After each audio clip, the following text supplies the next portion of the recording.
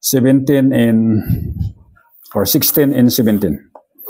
Ephesians chapter 3 verse 16 and 17. Basa dito yung nasbi ko na that He would grant you according to the riches of His glory to be strengthened with power through His Spirit in the inner man, so that Christ may dwell in your hearts through faith, in that you being rooted and grounded in love. Ya po Diyos, timang bendisyon iti sa una. Kat sa ating pagpapatuloy sa ating verse by verse study ay narating na natin ang verse 16 ng Ephesians chapter 3. So, nakita natin that from verse 14 hanggang verse 21, na ito po yung panalangin ni Apostle Paul, actually from verse 14 to verse 19, ay sabi natin na isa ito sa long verse ng our long sentence ng Ephesians, one of the 8 long sentences in Ephesians. So, nakita po natin that Apostle Paul prayed, sabi niya, I bow my knees before the Father. So, makita natin dito the example of how a Christian should live, na kung paano po tayo ay mamuhay bilang isang mananampalataya, in that one part is prayer, continuous prayer. Ito po yung kailangan hindi mawala sa bawat isa sa atin. Kasi sabi ng mga theologians, the neglect of prayer in Bible reading is the cause of decay in the church. Kung bakit daw ang mga iglesia sa ngayon ay parang nagiging antigo na sa kadahilanan ng negligence ng prayer at saka Bible reading. Parang nagiging ano na lang siya, hindi lang siya rituals, kundi parang parang masabi lang na ikaw ay nanalangin, para masabi lang na ikaw ay nagbasa ng salita ng Diyos, yun na yun. Wala na yung talagang intimacy in prayer as well as in reading. So, nakita po natin that the prayer is addressed to God.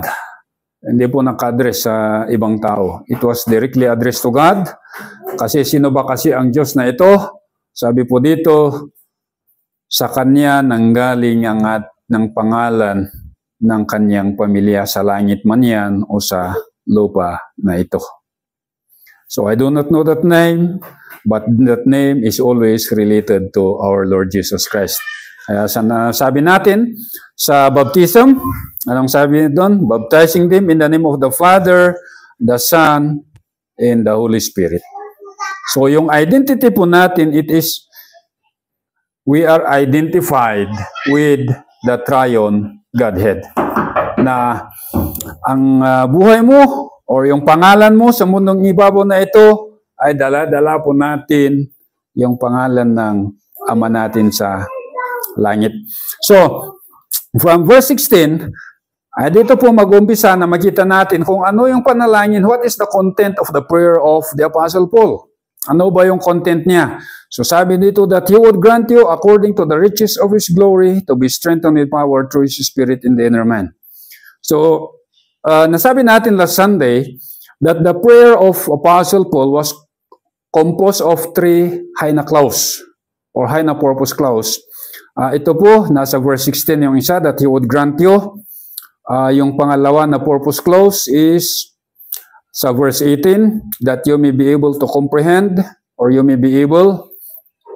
And then, sa verse 18 din yung pangatlo, na kung saan, sa verse 19 yung pangatlo, sabi doon, you may be filled up with the fullness of God.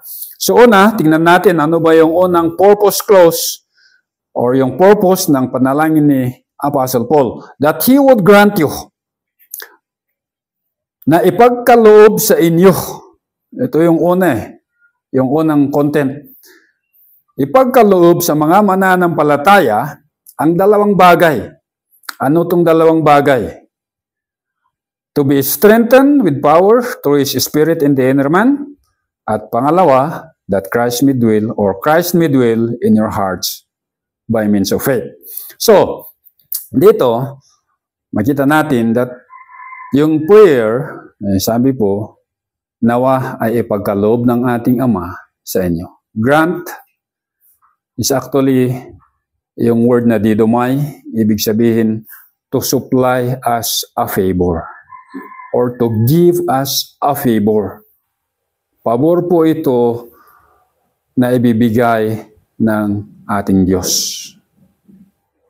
So, kung titingnan natin, a grant or a favor ay hindi po yung prerogative po, yung decision po ay hindi nanggagaling sa atin. It is coming from Him, from God. So, makita natin na nasa active voice siya, ibig sabihin that God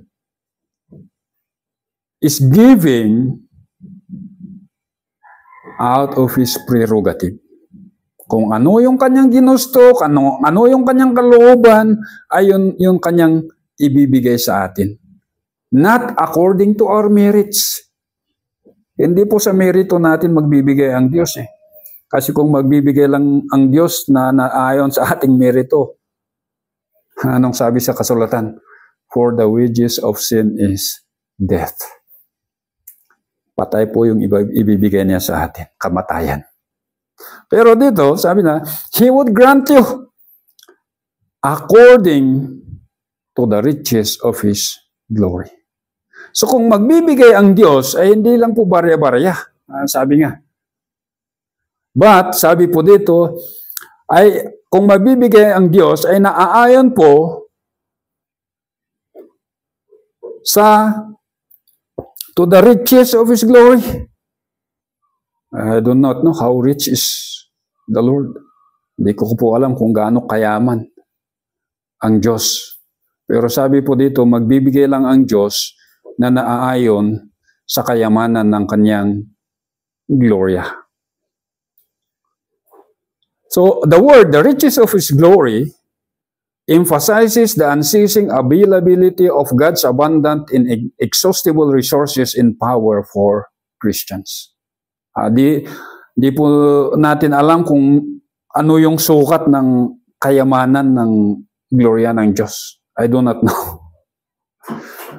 It simply means that kung magbibigay ng Diyos, hindi po siya mauubusan. Hindi po mauubusan ng resources ang Diyos. It is always there, available, ready to be given to us. Pero, ang usapan po dito ay hindi monetary. Hindi po monetary ang usapan dito, hindi po pera-pera. Pero, ang usapan po dito ay yung buhay po natin bilang isang Kristiyano. Spiritual life. So, makikita po natin that when God gives something to us, especially in the spiritual aspect, He gives it kasama doon yung kanyang glory. God's glory in His majesty, His splendor, and His holiness. Kaya pinapakita dito na when God gives, it is in accordance to who He is. Kung ano ang Diyos, kung ano ang meron ang Diyos, yun yung sukatan ng kanyang pagbibigay sa atin. Bagamat we do not have that power to see to the wind stop, and the wind will stop. Bagamat yun yung gusto ng maraming Kristiyano. The power to do miracles. Pero, yung bibigyan ng Diyos sa atin dito, ay hindi po ganun. So, ano itong ibibigay niya sa atin bilang isang pabor? Na naaayon sa kayamanan ng kanyang gloria. Sabi po dito yung una, the first infinitive of purpose ay to be strengthened with power through His Spirit in the inner man. To be strengthened with purpose or with power in the inner man. Palakasin ng kapangyarihan of our inner man. So, nakita natin, to be strengthened. Ano bang ibig sabihin ng to be strengthened? Actually, the word to be strengthened is meaning to make it strong or to empower. So, ito po ay aorist passive. Ibig sabihin, yung kalakasan po dito, yung kapangyarihan po dito na nasa atin ay hindi po resulta yan ng disiplina, hindi po resulta yan ng exercise. The discipline of exercise, physically, yung usapan dun, that inner strength is not coming from a discipline of physical exercise. Kasi ito po ay passive. Ibig sabihin, ang Diyos ang siyang magbibigay ng kalakasan. God strengthen us. So, kung titignan natin ito, to be strengthened is aorist passive. Ibig sabihin, this is a one-time action. It is a one-time action to be strengthened, but the application is a lifetime. So, yung pagbibigay ng Diyos sa atin ng kalakasan, through His Spirit, by means of His Spirit in the inner man, is a one-time action. Pero yung application nito sa buhay mo at buhay ko, it is a lifetime.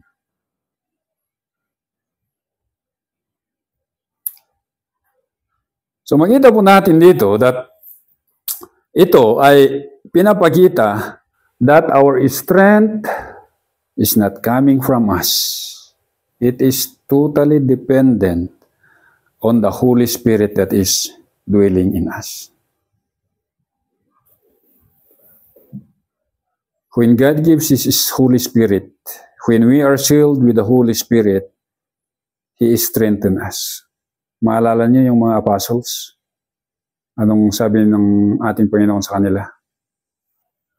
But you shall receive power when the Holy Spirit comes upon you.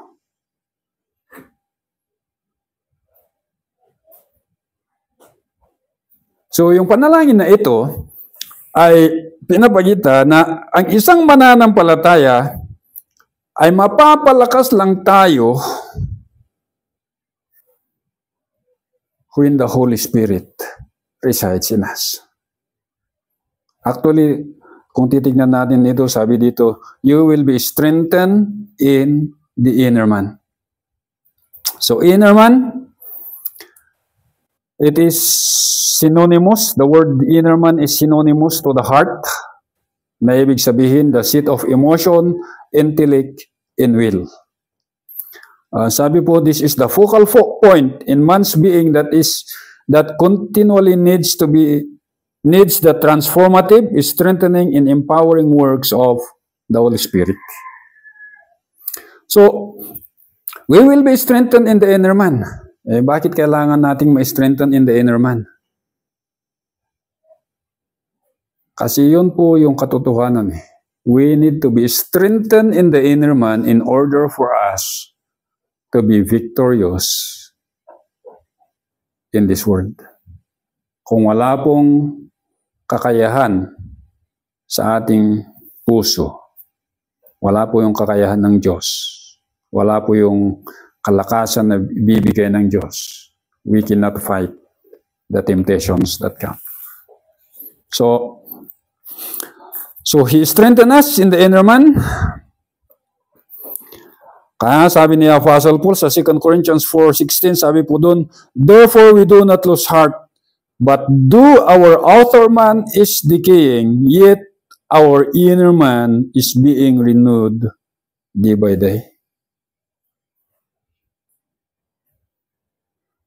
Our outer man may decay, yet our inner man is being renewed day by day. So, yung unang ibibigay ng Diyos at ibinigay na, kasi ours din siya, nabigay na to, when we are sealed with the Holy Spirit. Babalik tayo, Ephesians chapter 1 verse, isan yun? In Him also, after listening to the message of the truth, the gospel of your salvation, having also believed, you were sealed in Him with the Holy Spirit of promise, who is given as a pledge of our inheritance with view to the redemption of God's possession to the praise of His glory. Ephesians 1:13 and 14. So, to be strengthened with power through His Spirit in the inner man. So, the Holy Spirit ay siya yung nagbibigay sa atin ng kalakasan. Actually, sabi ko kanina, our stance ito, meron na to sa atin. Meron na po ito sa atin. Ang kakulangan, minsan, is the dependence on the Holy Spirit to work in us. Minsan makasarili tayo eh. Gusto natin yung mga trabaho natin, ginagawa natin according to our own strength. Anong sabi ng awit? 6 days of that old long week, he never took to the man upstairs. Para bang sabi natin, kaya ko yan, kaya ko to, ayon sa aking pinag-aralan, ayon sa aking kasanayan, karanasan, let me do it. Minsan ganun po tayo eh, even in our life as a Christian. But then always bear in mind that our strength rests on the Holy Spirit who is in us. So it's to be strengthened with power in the inner man. And in verse 17, sabi po dito, so that Christ may dwell in your hearts through faith, in that you being rooted and grounded in love. Yung word na sudat doon, wala po yun sa original na manuscript. Nadagdag lang po ito ng mga translator para mas parang yung pagbasa natin ay tuloy-tuloy. But actually, hindi po ito purpose clause. Kasi kung titignan mo, parang purpose clause din ito, pero hindi. Ito po ay infinitive of purpose. Ito po yung purpose ng verb sa taas na that He would grant. So kasama to sa purpose ng grant ng Panginoon sa atin. So unang purpose ng grant na ito, ng favor na ito, ay tayo ay mapalakas through His Spirit in the inner man. At pangalawang purpose ng grant na ito, ng pabor, ay sabi po, Christ may dwell in your hearts through faith. So, ito po ay isang mahirap na phrase na i-explain. Kasi alam po natin na ang mananampalataya, when we believe in the Lord Jesus Christ, Christ dwells in our hearts. Di po ba? Bakit si Pablo ay nananalangin na si Kristo ay manahan sa puso natin? So, nabasa natin sa kanina sa Ephesians 1:13 that Christ dwells in our hearts by means of the Holy Spirit sa verse 13 ng Ephesians chapter 1.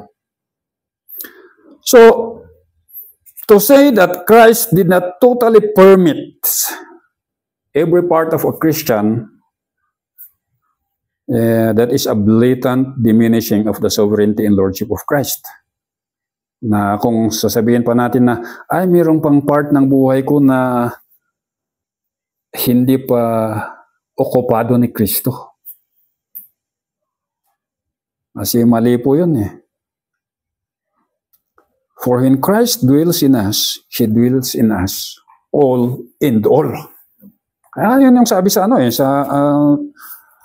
sa last verse ng Ephesians chapter 1. Sabi doon, which is His body, the fullness of Him who fills all and in all. So ibig sabihin not a part of our body is not saturated by Christ. So, wala pong bakante na pwedeng manira, pwedeng kung saan doon titira yung demonyo. Yan yung sabi ng iba eh. Ay, you are not, hindi ka pa buong-buo na nasakop ni Kristo, kaya may lugar pa ng demonyo sa buhay mo. Ewan ko kung totoo yun. But sa nabasa natin, sabi doon, when Christ fills His body, the church, He fills all and then in all. Ibig sabihin, there is not a place na kung saan Christ is missing. Pero anong ibig sabihin ng word na ito, that Christ may dwell in your hearts? So, nasabi natin, the word dwell, ibig sabihin is to completely take a permanent abode. Kasi nanggaling ito sa word na katoikeo, kata, intensifier, oikeo, dwell or reside. So, ibig sabihin with the intensifier, ibig sabihin to completely take a permanent residence. So, active voice siya, ibig sabihin, ang Diyos mismo ang siyang papasok at maninirahan. Whether you like it or not. Gusto mo man o hindi, talagang papasok ang Diyos. So, makita natin, ang sabi dito, Christ dwell in your hearts. So, nasabi na natin kanina, He dwells in us by means of the Holy Spirit, and that Holy Spirit is strengthening us.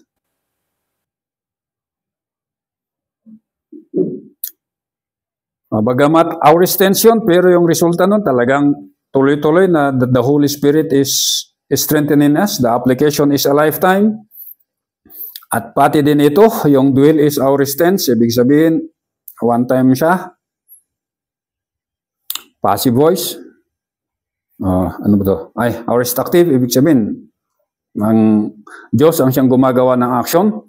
So, tingnan natin, ano ba kasi yung faith? That Christ may dwell in your hearts through faith. So, the faith here, kung babalik tayo sa verse 12, yung the faith sa verse 12 ng chapter 3 is the faithfulness of Christ. Yung katapatan ni Kristo, His death, His burial, and His resurrection, His finished work at the cross. Yun po yung faith sa verse 12. Pero yung faith dito sa verse 17, that Christ may dwell in your hearts through the faith. Actually, meron tong definite article, the faith. Maalala niyo yung sinabi sa Colossians 3:16? Sa Colossians 3:16, sabi po doon, let the word of Christ dwell in you richly in all wisdom, teaching, admonishing one another in psalms, in hymns, in spiritual songs, singing with grace in your hearts to the Lord. Let the word of Christ dwell in you richly.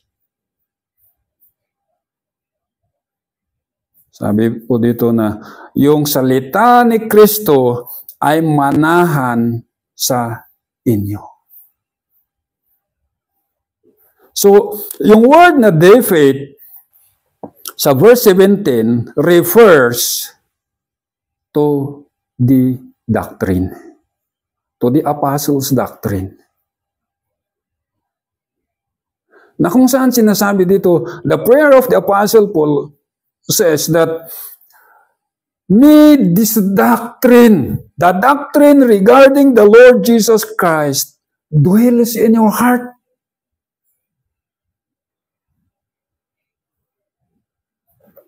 That mystery about Christ, kung babalik tayo yung from verses 2 to 8 or 2 to 12,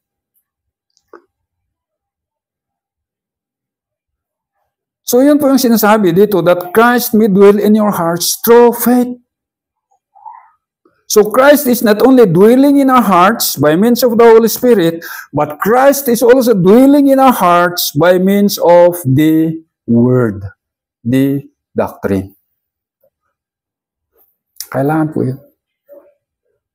Kasi anong ginagamit ng Diyos to transform our hearts?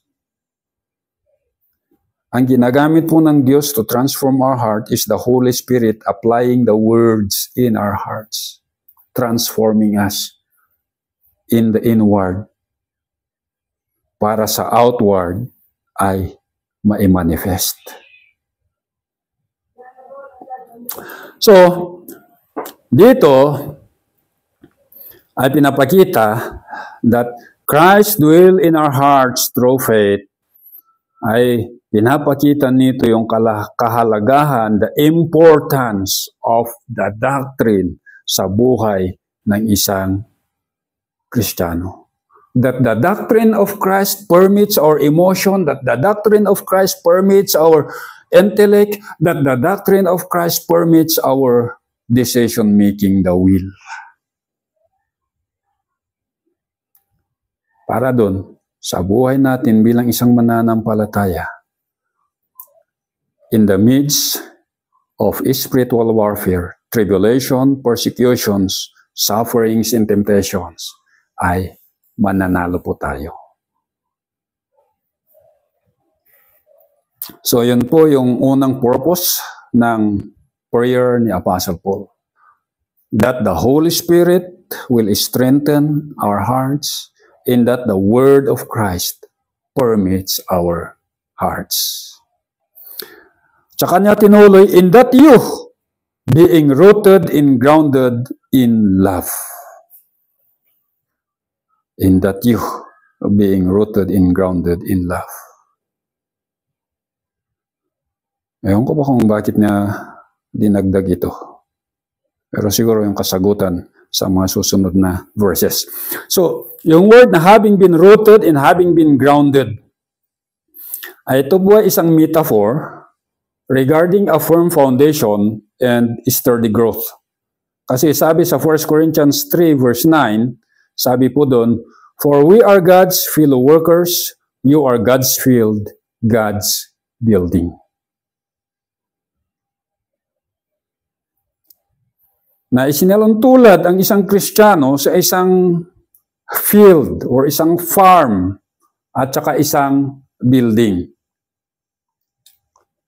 At dito naman, sa verse na to, ay para tayong isang tanim, isang kahoy, at isang building. Kasi yung word na rooted, ibig sabihin talagang yung ugat ay talagang pumasok, deeply rooted. Grounded naman talagang yung pundasyon. It is built upon the solid foundation, Christ and the apostles. And then sabi po, having been rooted and grounded in love. In love. Yung word na love dito is agape. Actually, yung word na love dito is emphatic siya sa Greek sentence. Pinapakita that love, ito po yung kung saan nag-umpisa yung buhay natin bilang isang mananampalataya. Di ba? For God so loved the world that He gave His only begotten Son. And sa pag-ibig na ito, in this agape love, ay ito din yung fertile soil na kung saan we can deeply root our Christian practice. We cannot be rooted in hatred. Wala po, kung hatred yung nasa puso, we cannot be deeply rooted. Maybe magaya po tayo kanina sa the doubting man that is being tossed to and fro. So in love, it has become the fertile soil na kung saan we are deeply rooted in our Christian life, and it has become the firm foundation where we have been built upon. So tingnan natin, having been rooted, Talagang ibig sabihin it is firmly established in root na kung kahit anong bagyo pa man ang darating sa buhay natin ay hindi po tayo matutumba or we will not be uprooted. And then grounded, ibig sabihin that the foundation is securely established. Na kahit anong earthquake man yan, hindi magigiba yung building na yan. Kasi it is rooted in, grounded in love. So, titingnan natin, yung word na being rooted at saka being grounded, ay parehas po sila na perfect passive. Parehas po sila na perfect passive. Ibig sabihin, na ang aksyon na ito ay ginawa ng Diyos sa nakaraan at ang resulta niya hanggang sa ngayon, hanggang sa nasulat ang epistle na ito, ay hindi po siya nagbago. So passive voice, ibig sabihin, yung nagpaugat sa mga mananampalataya at yung naglay ng foundation ng mga mananampalataya ay walang iba kundi ang Diyos. So God rooted them and grounded them in love.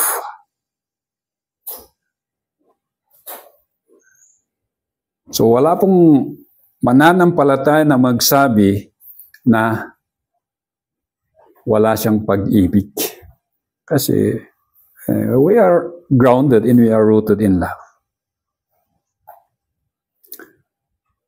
So makikita po natin na ito po yung ginawa ng Diyos Ito po yung ginawa ng Diyos sa atin. He rooted us and He grounded us in love. Colossians chapter 2 verse 6 to 7, sabi po dun, therefore, as you have received Christ Jesus the Lord, so walk in Him, having been firmly rooted, now and built up in Him, and established in your faith, just as you were instructed, in overflowing with gratitude. So, kailan po ginawa ng Diyos ito? Sabi po dito sa Colossians, having received Christ, you are firmly rooted and you are firmly grounded. Pero minsan, parang hindi yun yung nangyayari sa buhay natin, Kasi minsan yung basihan po natin ay yung panglabas. Yung panlabas kasi. Hindi yung nasa loob. But actually, that is our life. We are deeply rooted and firmly grounded in love by God Himself. Kaya kung titignan natin yung buhay ng mga mananampalataya sa Efeso, pinakita ito sa kanila because as they face the trials, as they face the temptation, as they face the testing in life that challenge their faith, sabi ni Pablo, ito kayo. Ito kayo. Mas lalo na, siguro the challenge within the community of believers. Ito po yung isang ito po yung isang pinaka-challenging. Sa buhay nating mga mananampalataya, the very challenging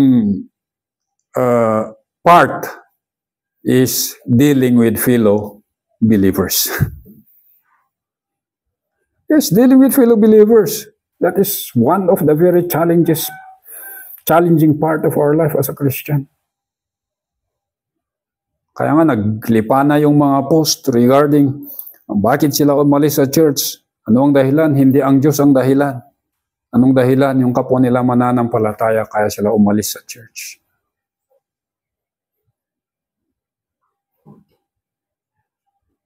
But bear in mind, mga kapatid, we are rooted and we are grounded in love. Yan po yung dapat makita sa buhay natin. And always bear in mind, we are strengthened in the inner man by means of the Holy Spirit, and Christ dwells in our hearts by means of the Word.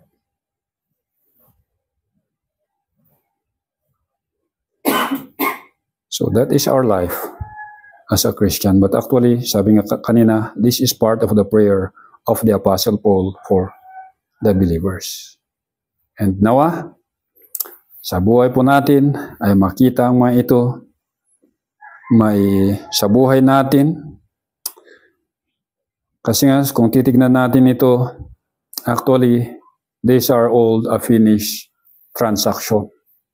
Kasi nasa aorist tense sila, nasa perfect tense sila. Ang katanungan lang po dito is yung application sa buhay mo at sa buhay ko, day in and day out. Kaya, nawa, may God bless His word that we would continue to be strengthened, we would continue to be rooted in love, and as well as that His word will continue to dwell in our hearts. Shall we pray? Father, we thank you for your words na aming pinag-aralan sa umagang ito. Tunay nga, Ama, that we're strengthened by the Holy Spirit indwelling us. And we are so thankful that Christ, through His word, permits our very life. And not only that, we also want to say thank you that when we believe, we are deeply rooted and we are grounded in love. Tunay nga po, Ama, na ito po ay inyong mga trabaho sa buhay namin. At nawa po, dalangin namin na kayo pa rin ang patuloy na magbigay sa amin ng kakayahan para na ang mga itong katotohanan it will be properly applied sa buhay po namin bilang isang mananampalataya in facing life's difficult circumstances gaya ng mga hinarap ng mga naunang Kristiyano sa buhay nila. So Father, we commit and entrust everything to you at lahat ng mga ito ay it is our prayer in the name of our Lord Jesus Christ. Amen. Amen.